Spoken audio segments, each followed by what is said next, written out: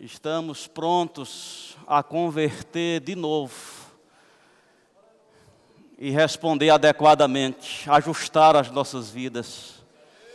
Declaramos ser bem-vindo à Tua vontade, Teu plano, Teu propósito.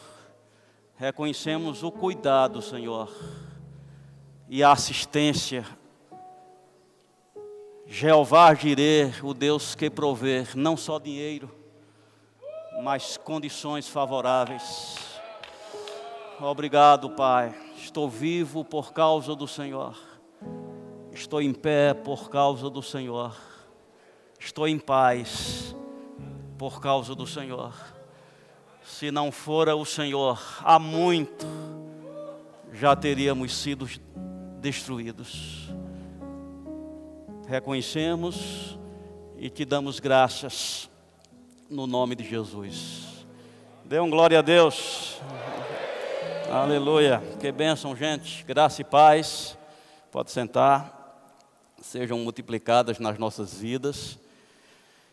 Está acontecendo bem aqui diante de cada um, pelo conhecimento, verdades que o Espírito Santo tem o cuidado de trazer de novo, para lavar, para limpar, e você deve ser atencioso. Não torne comum aquilo que Deus santificou. Um culto, um momento como esse, ele é santificado por Deus com um propósito de salvar, de ajudar, de alimentar, de encorajar, e às vezes a gente torna comum. É só mais uma reunião, eu tenho que estar lá. Não torne comum o que Deus santificou. Esse é um encontro, é a oportunidade daquilo que vai determinar a continuidade dos nossos dias. Amém? Saudamos as pessoas que também estão nos acompanhando. Fica com expectativa, Deus tem propósito de te alcançar. Temos a oportunidade também de estar ajudando você, testemunhando. O testemunho é importante. E a gente está para encerrar uma grande oportunidade que não seria justo você atrasar mais um ano da sua vida. Muitas vezes, com respeito à escolaridade dos filhos, os pais, as famílias ficam perplexas com a reprovação de um filho, ele ter que repetir um ano. Ele pensa pagar tudo de novo, esse menino, e muitas vezes colocamos tanto peso nas crianças. E tu? Amém? Que muitas vezes está repetindo o ano aí na vida constantemente e não traz sobre você essa cobrança. Está para se fechar uma oportunidade aí em março, que é as matrículas do Centro de Treinamento Bíblico Rema. Talvez você ache que é apenas uma estratégia desta igreja de ter uma escola, de divulgar a escola, de encher a escola. Eu quero te dizer, ensino para esse ministério é uma visão que Deus deu. E nós carregamos essa responsabilidade inicialmente depositada sobre o pastor Bundy Jen, porque a instrução se limitou a essa expressão: vá para o Brasil e liberte o meu povo. E ele entendeu que pelo conhecimento conhecereis a verdade e a verdade vos libertará. Essa responsabilidade de trazer o ensino para o Brasil. Fazem mais de 30 anos, somando São Paulo com aqui, que esse ministério vem atuando no ensino. Aí eu te digo, como pode uma instituição atuar com meios tão diversos, voluntários, pouca estrutura, e tem perseverado em crescimento, aumento durante 30 anos, com uma expansão local, regional, nacional, internacional. Eu te digo, não tem partículas de Deus nisso, não. Isso é algo divino, tem uma unção, tem um propósito, é uma visão. Deus usa essa ferramenta para libertar pessoas. Então está bem diante de você que está acompanhando. E talvez você olhe assim, há quem diga ainda, eu vou orar para saber se Deus quer que eu faça. Quando a Bíblia diz que é a vontade de Deus a salvação de todos e que todos cheguem ao pleno conhecimento. Ele não fala de um pouco de conhecimento. A maioria dos cristãos tem se acomodado com um pouco de conhecimento, achando que são leigos e é assim mesmo que Deus quer. Deus não criou nenhum para ter um pouco de conhecimento. Todos Deus quer que chegue ao pleno conhecimento. Não vamos fazer as mesmas coisas, não temos as mesmas funções, mas a maturidade Deus espera de todos, até que todos cheguem à perfeita varonilidade. Você sabe qual é o outro obstáculo que tem sido para as pessoas fazer o rema? Porque é pago. Mas se você for olhar todo o curso bíblico grátis, você não percebe um sucesso de 30 anos de existência. Sabe por quê? Porque aquilo que você não paga um preço, você não dá valor. Sabe o que Provérbios 4 diz? Versículo 5 diz assim: adquire sabedoria. Adquirir sabedoria é primordial para Deus nos seus filhos. Não adquire conhecimento. Não te esqueças das palavras da minha boca, nem delas te apartes. Não desampares a sabedoria, e ela te guardará. Ama, e ela te protegerá. Quem mais está precisando de proteção e de segurança nesses tempos? Diga, eu preciso de proteção e de segurança. Qual foi a ferramenta que Deus proveu para isso? Diga, sabedoria. É o meio que Deus usa para te proteger e para te guardar. Aí ele diz assim: o princípio da sabedoria é adquire sabedoria. E ele confirma, sim, com tudo o que possuis, adquire sabedoria. Ou seja, a sabedoria é tão importante que mesmo leve, tudo que você possui para adquirir, vale a pena. Porque diz que na continuidade, estima e ela te exaltará. Se a abraçares, ela te honrará. Dará à tua cabeça um diadema de graça e uma coroa de glória te entregará. Então, sabedoria, ela deve ser adquirida. E se custar alguma coisa, paga. Mas as pessoas dizem, não, mas o evangelho tem que ser dado de graça. Correto. Mas a Bíblia não recomenda receber de graça. A Bíblia recomenda dar de graça. Mas a quem recebe, ela dá outra instrução. Não queira receber de graça. Amém. E as pessoas pegaram a visão diferente. Não, eu quero receber de graça. Evangelho não é para ser recebido de graça. Evangelho é para ser dado de graça. Mas aquele que recebe deve ter um compromisso. A Bíblia diz. Amém? Se alguém te acrescenta coisas espirituais, é certo que você deve acrescentar coisas materiais. Então, olha a recomendação da Bíblia. Então, vale a pena, gente, pagar o preço. No ano de 91, eu me aproximei, tive a oportunidade no mês de setembro de conhecer a reunião com o pastor Band. Eu estava lendo os livros e o pastor Gesso chegou e disse, olha, tem um aluno do Rema aqui em Campina Grande. Amém? Era quase impossível isso. Amém? Eu não acreditei, eu fui como Tomé, se eu não ver, eu não acredito. Eu fui lá, naquela reunião lá no Criança do Brasil, setembro de 91, e começou a se falar dessa escola, e eu coloquei o propósito, vou fazer. Na época, eu era assalariado, e aquela mensalidade, ela representava uma falta para o meu nível de vida. Mas eu te digo, irmãos, eu quis pagar o preço para adquirir a sabedoria, e aquela privação que aquele dinheiro me faltou, talvez para uma pizza, um lanche, uma saída, eu te digo, resultou não em colesterol, amém, mas em sabedoria que salvou a minha vida, minha família, e aquilo que Deus me chamou para fazer. Vale a pena pagar para adquirir sabedoria. Não deixa o diabo estar te enganando com esse conceito errado. Eu quero receber de graça. Ei, a Bíblia não recomenda. Foram dadas a vir algo, como foi mencionado aqui. Olha, eu te dou, pode oferecer a Deus. Ele disse, não, como eu vou oferecer a Deus algo que não me custe nada? Diga comigo, como eu vou oferecer a Deus algo que não me custe nada. Pagar, muitas vezes, é uma ação de graças.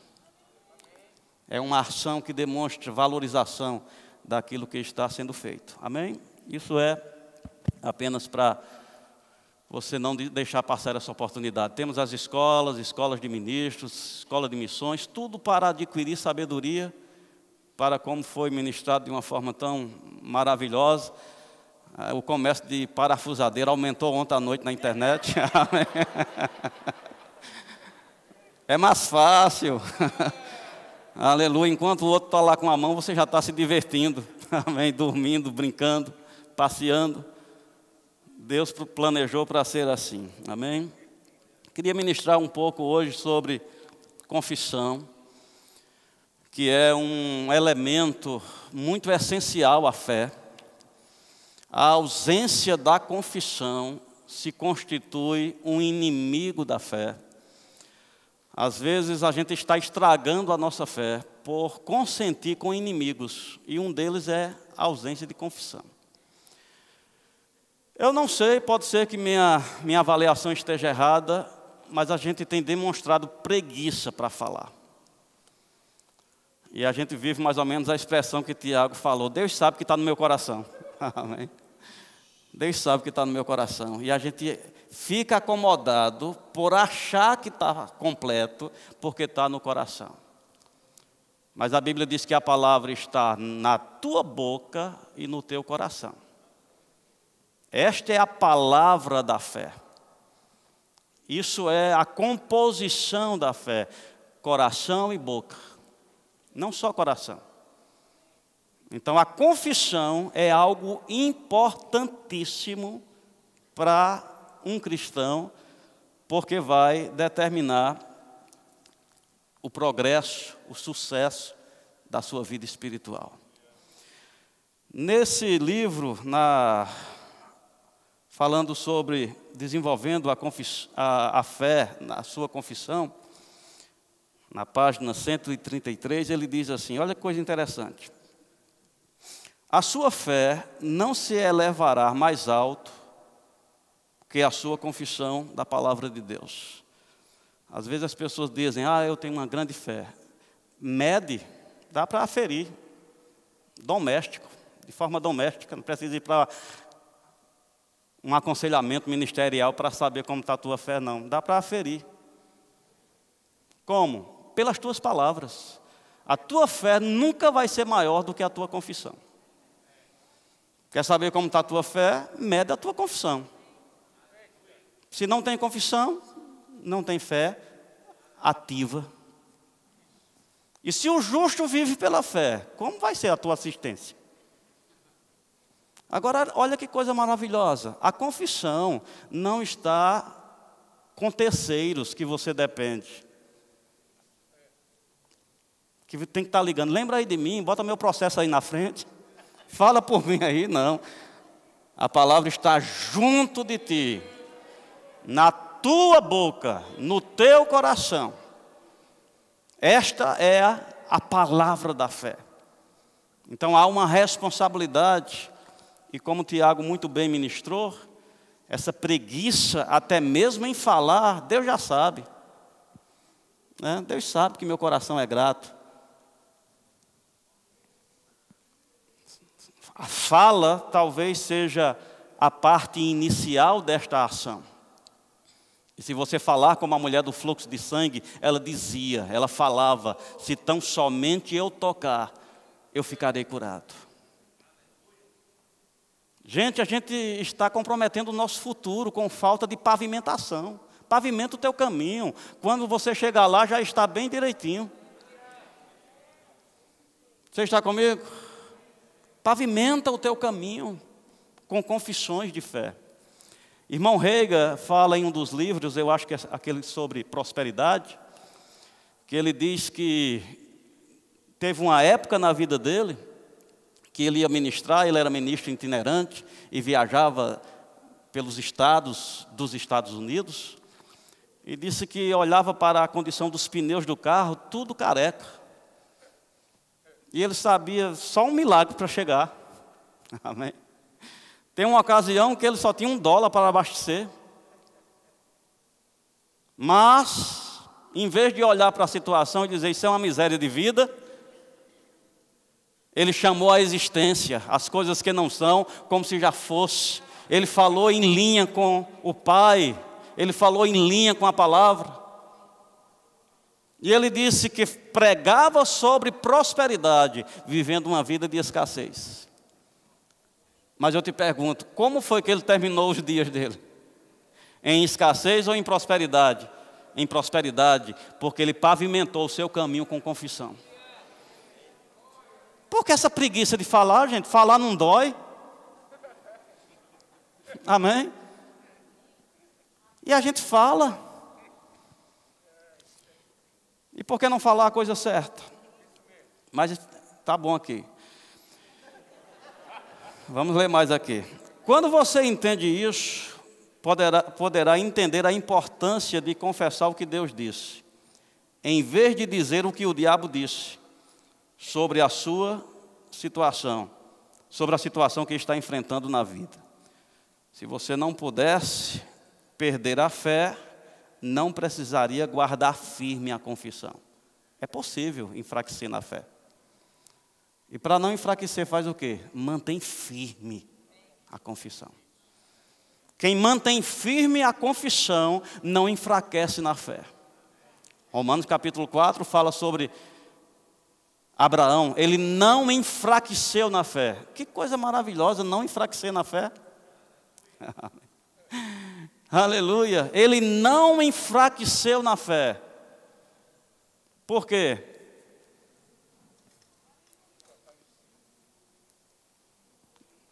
Ele estava certíssimo de que aquele que tinha feito a promessa era fiel para cumprir. E ele não enfraqueceu, dando glória a Deus. O que é dar glória a Deus?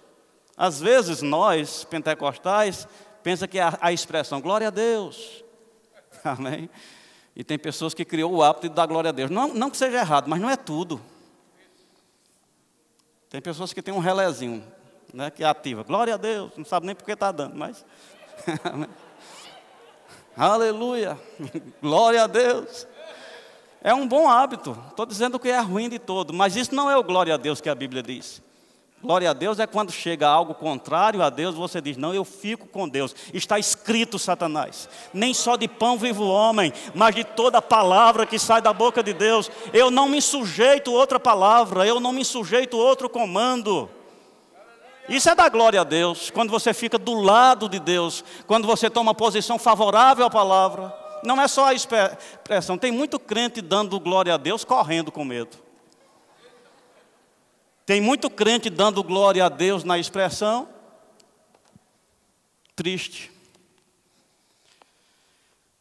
Aleluia. Confissão é para a fé, o que a propulsão é para o avião.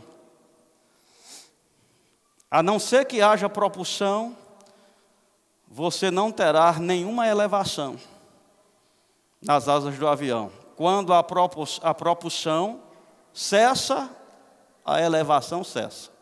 E você vai descer. Porque a propulsão, a força dos motores empurrando. E porque empurra, as asas faz sentido. Faz sentido.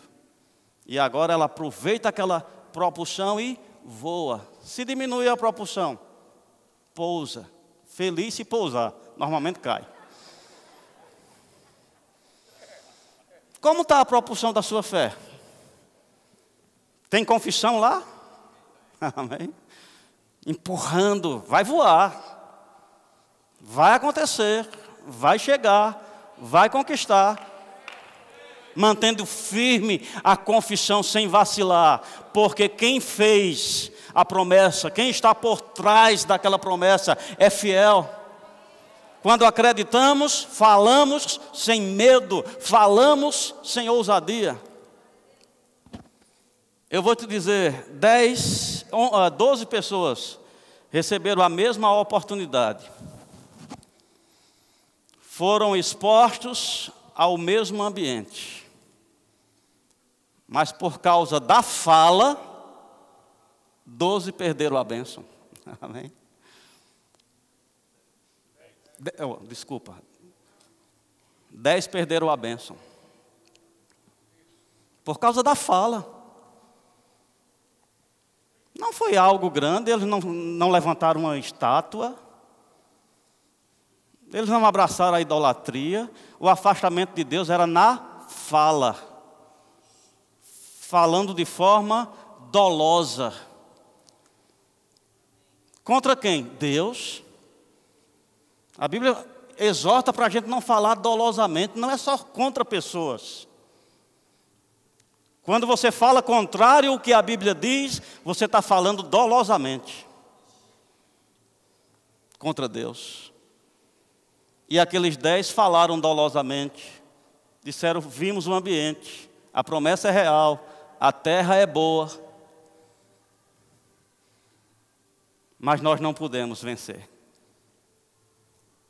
Deus disse, Deus levou eles lá, não para fazer uma avaliação se ia ou não ia, já estava decidido que ia. Amém? Era apenas para voltar com uma confissão de fé. Mas eles voltaram e se acharam no direito de ter outra posição, diferente da de Deus. Existe, a terra é boa, mana leite e mel, tudo mas tem um ponto aqui, não podemos.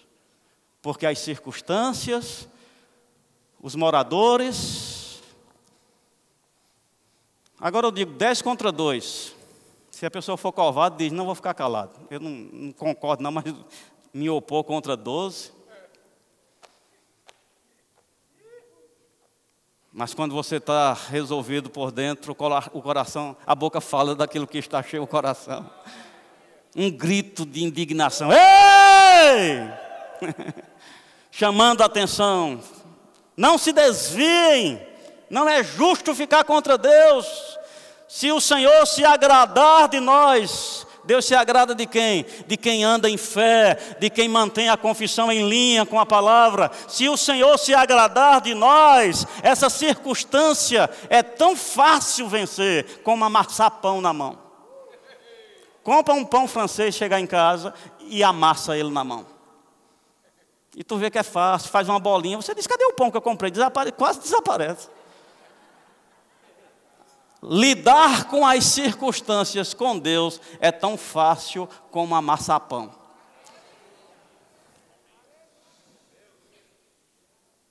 Dois.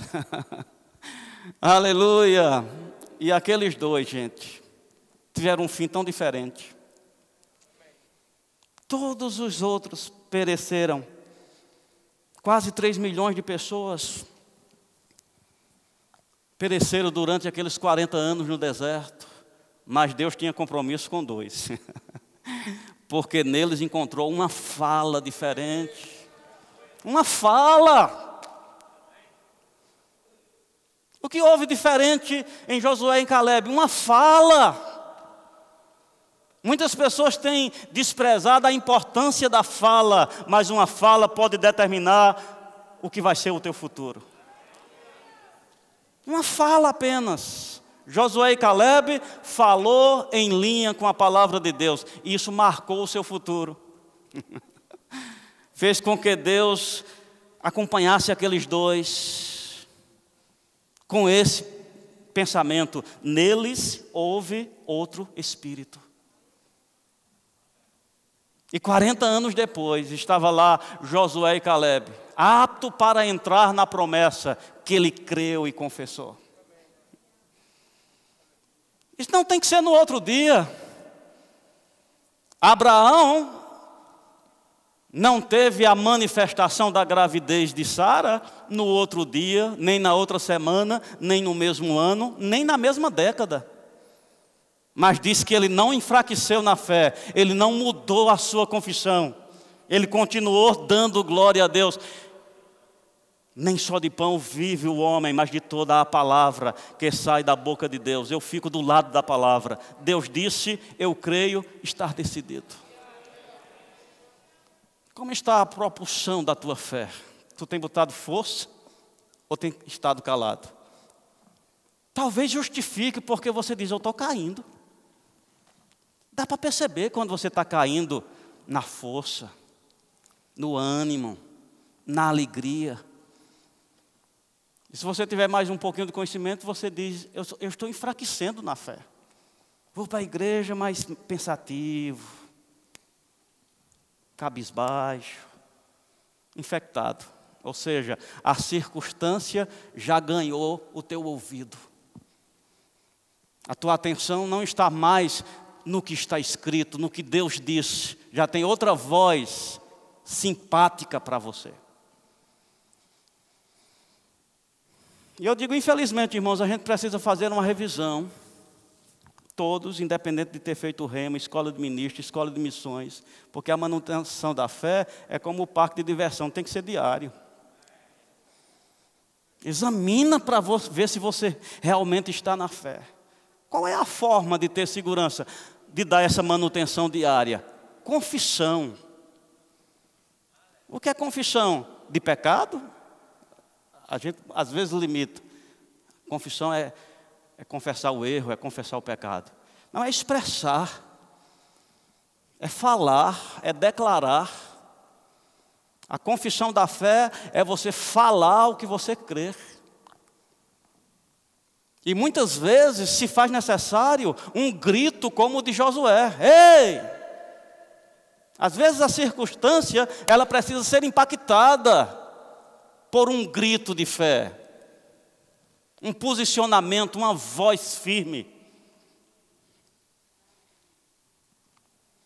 Se parar a confissão, eu te digo, a força da fé começa a ficar assim. E eu acredito, tem muitos crentes sem mais essa propulsão, esse ímpeto de avanço. Estão caindo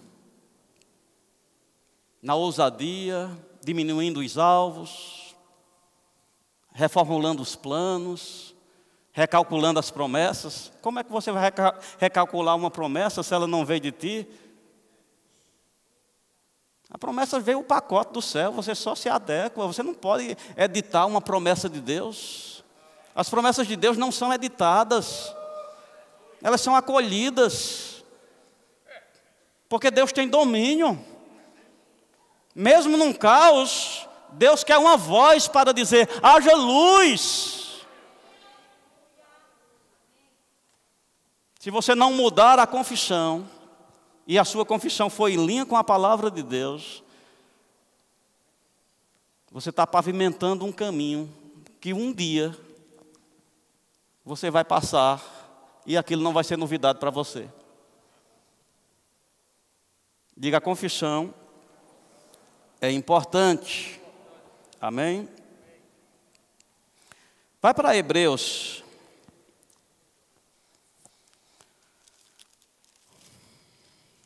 Capítulo 10, versículo 23, para você ter alguns versículos. Hebreus 10, 23.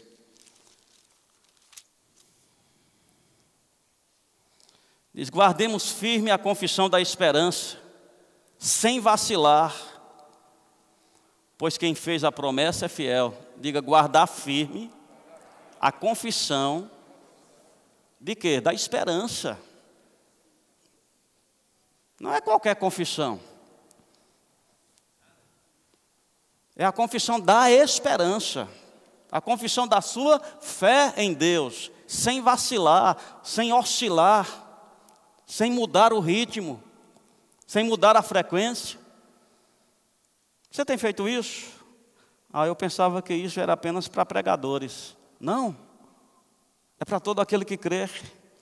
Porque quem fez a promessa é fiel. 2 Coríntios capítulo 4, versículo 13, diz que a gente deve, tendo porém o mesmo espírito da fé, como está escrito, crie, por isso é que falei. Diga, crie, por isso é que falei. Deixa eu te ajudar num ponto.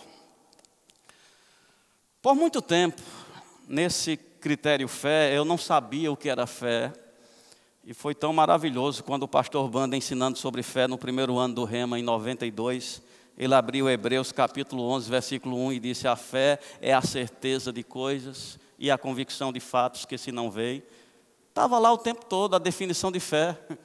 E eu estava levado por vento. O que é fé? É sentir. Fé é se arrepiar. Fé é se emocionar. E eu me sentia vítima do insucesso espiritual, porque eu não percebia essas coisas favoráveis. Sentimentos, emoções. Mas quando eu aprendi que fé não tem nada a ver com emoção ou com sentimento, fé é convicção, fé é certeza. Você pode estar se sentindo contrário ao que você está crendo. Diga, se sentir contrário ao que está crendo. Diz que Abraão creu contra a esperança. Se sentir contrário ao que está crendo. Aí eu te pergunto, quando você está se sentindo contrário ao que você está crendo, você fala o que está sentindo ou o que está crendo?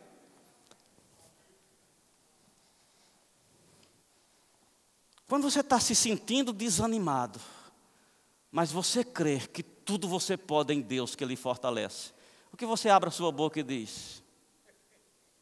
Estou desanimado. Acho que para mim não tem jeito não. Essa confissão não está em linha com a palavra. Essa é a confissão dos 10 que não entraram na terra. Ela é dolosa para Deus. Criei, por isso falei. Fé não está vinculado a um sentimento, a uma emoção. O falar não está. Então fala o que você crê, mesmo sem sentir. Mesmo que aparentemente veja você morrendo, fale vida. Mesmo que aparentemente veja você falindo, fale prosperidade, porque está em linha com a palavra de Deus. É interessante, gente, como a religião, ela aceita contradição a Deus, de cara lavada, se achando ainda mais certo. Por exemplo, a Bíblia, fica comigo, no pouco que você sabe ou muito, o que fica claro na Bíblia? Que Deus estimula alegria ou tristeza? Fica comigo. Dando uma olhada na palavra, profunda ou superficial, o que você encontra como base? Que Deus está orientando alegria ou tristeza? E por que tem muitos cristãos vivendo uma vida de tristeza, indicando, é porque ela é ligada a Deus e ela é piedosa? Por que você vive triste assim? Não, é porque eu sou piedoso, sou ligado a Deus. Está contradizendo a palavra. Parece bom, parece bonito. O que fica claro na Bíblia é que Deus estimula você faltar as coisas, você não ter o suficiente, você não ter provisão ou você é suprido. O que fica mais claro na Bíblia? Me ajude. O que fica mais claro na Bíblia é que Deus quer suprir tuas necessidades, que Deus quer satisfazer os desejos do teu coração. Então, quando uma pessoa se mantém faltando e ainda atribui isso a uma vida de piedade, isso é doloso. Isso é contradição a Deus. Saúde. O que fica mais claro na Bíblia é que Deus quer você doente ou saudável. Meu Deus, se Ele amou de tal maneira que deu o seu Filho para levar as nossas dores e nossas enfermidades, Ele ainda quer defender a causa da doença? Está claro de que lado Deus está, mas tem muitos cristãos que ainda inclinam para a mão de Deus está sobre mim, por isso eu estou encurvado assim. Isso é piedade, é porque eu sou bastante piedoso. Não, contradição a Deus. Dolosamente. Você está falando dolosamente. A Bíblia diz que aquele que quer viver bem e ter dias felizes, deve guardar a boca. e os seus lábios de falar dolosamente. Diga, guardar a boca e os lábios de falar dolosamente. Então, confissão em linha com a palavra. E você fica, se não sair com nada hoje, sai com esse entendimento. Se eu não confessar, a minha vida não vai ter impulso. Amém? Na fé, para voar sobre as promessas de Deus. Se você parar a confissão, para o impulso. E não vai ser difícil encontrar você frio, pedindo carona. Desanimado, enfraquecido, tendencioso à dúvida. O que dizer desse tempo, gente? Eu ouvi uma fala de um irmão, achei interessante. Ele disse que uma pessoa foi usada em profecia, certamente teve uma revelação, e disse, Deus está me orientando a expulsar um espírito agorento de você. Amém? Eu achei interessante porque essa palavra agouro é muito forte aqui no Nordeste. Deixa de agouro, menino, né? Agorento, espírito agorento. Foi lá na Bíblia, tem algumas partes que fala de agouro mesmo, ligado a prenúncio de coisas negativas. Sabia que tem muito crente agorento? Amém? E que nessa pandemia se revelou?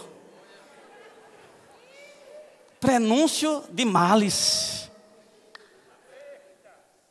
Há um anúncio que o desemprego, você diz, pronto, eu vou perder o emprego, vou vender o carro, vou vender a casa. Já começa a planejar a vida, por causa de um agouro. Amém? Eu acho que eu vou expulsar esse espírito agorento hoje de manhã. Tudo já, o negativo pega. Tem um app lá, já pronto, e fácil acesso, e rápido, amém? Sobre finanças, sobre doenças, sobre família, o que é de negativo pega rápido, isso é agouro. Amém? Quando o crente é para ser o contrário. A Bíblia diz que contra a gente não vale encantamento, não vale agouro. Quando essas palavras vierem, tem que encontrar a confissão da palavra na tua boca. Está escrito. E fala em oposição àquele agouro. Não vou morrer, antes vou viver e vou ver as maravilhas do Senhor. Não vai faltar, antes vai sobrar, porque o meu Deus é aquele que supre para cada uma das minhas necessidades. Agora o problema é que as pessoas confessam isso na igreja e saem da igreja com expectativa de achar dinheiro no chão. Amém? Pode até ser que ache, mas não quer dizer que tem que achar. Pode ser que naquele dia você ainda vai comer ovo com farinha. Pode ser que você vai continuar vindo a pé para a igreja. Mas mantém firme a confissão da esperança sem vacilar. Porque aquele que fez a promessa, ele vela sobre a sua palavra para cumprir. Vai chegar o dia que o céu vai se levantar a teu favor e vai dizer, não foi assim com o meu servo, porque nele houve outro espírito, então o céu vai intervir. Josué, irmãos, atravessou todas as circunstâncias que levaram aqueles 3 milhões a perecer. Mas não pereceu. Amém. Eles lidaram com todas aquelas circunstâncias, mas não pereceram. Por que não pereceram? Porque o céu guardava por causa da confissão. Nele houve outro espírito. Aleluia. Não seja contrário a Deus. Eu acho que é triste para um pai ter um filho que acredita mais no vizinho do que nele. Deve ser triste para Deus a gente acreditar mais no inimigo do que nele. Nós temos uma palavra. Deus tem nos agraciado de ouvir, de ser instruído, de ser ensinado, para você ter bem nítido diante de você o que é a verdade de Deus. Por que você está em dois pensamentos? Se o Senhor é Deus, mergulha de cabeça nisso. Deus disse, eu creio, está decidido. E por último, para a gente encerrar, olha o que diz Josué, versículo que a gente utiliza tanto. Josué capítulo 1.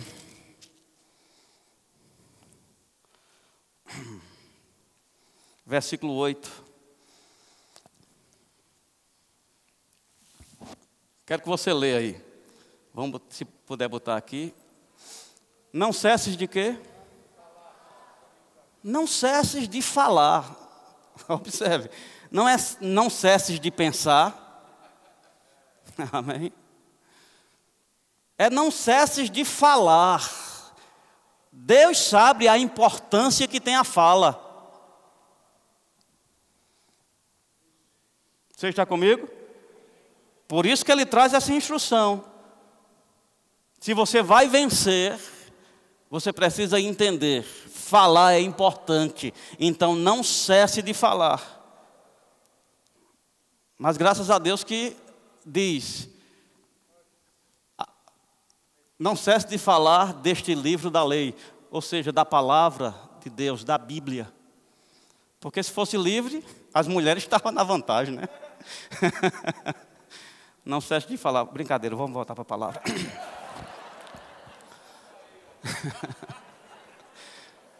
Não cesses de falar, mas não é tagarelice, coisas frívolas. É não cesses de falar. Ah, pastor, eu sou muito comunicativo. Mas fala o quê? Não, o jornal hoje, o jornal não sei o quê, o jornal disse, o decreto disse. Todas essas coisas podem dizer, mas a tua convicção deve ser no que Deus disse. Deus disse, eu creio, está decidido. Amém? Não cesse de falar deste livro. Não cesse de falar. Olhe para a pessoa que está do seu lado e diga para ela assim: não cesse de falar. Não cesses de falar.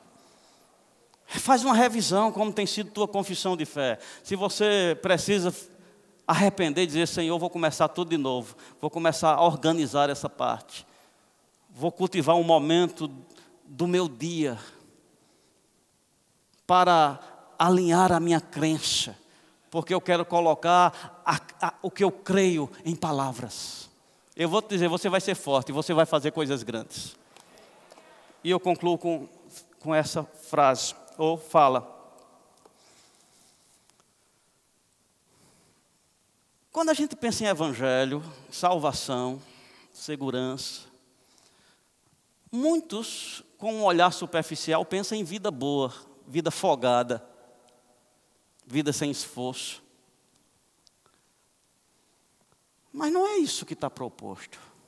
No mundo tereis aflições, tende bom ânimo. Aonde está a possibilidade? Diga: no ânimo. Aonde está a possibilidade? Na força. Ser forte e corajoso, porque tu vai enfrentar oposição.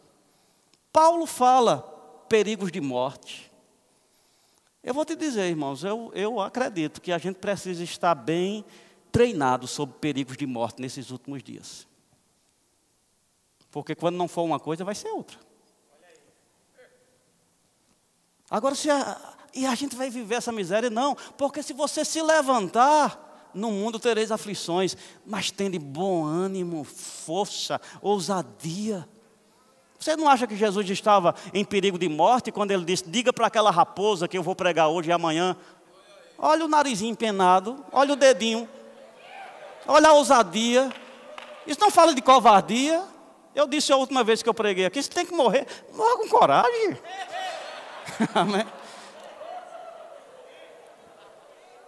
Você está comigo? Morra de cabeça erguida. Morra sem medo. Amém? Vou deixar você falar isso à noite. É possível, irmãos, triunfar. viver bem, mesmo em perigos de morte. Mesmo que eu ande pelo vale da sombra da morte, eu não temerei mal algum, porque tu, Senhor, estás comigo, e a tua vara e o teu cajado me consola. Tu prepara uma mesa na presença dos meus inimigos. Tu unge a minha cabeça com óleo, o meu cálice transborda. Certamente que a bondade e a misericórdia do Senhor nos seguirão todos os dias da nossa vida, e nós vamos habitar.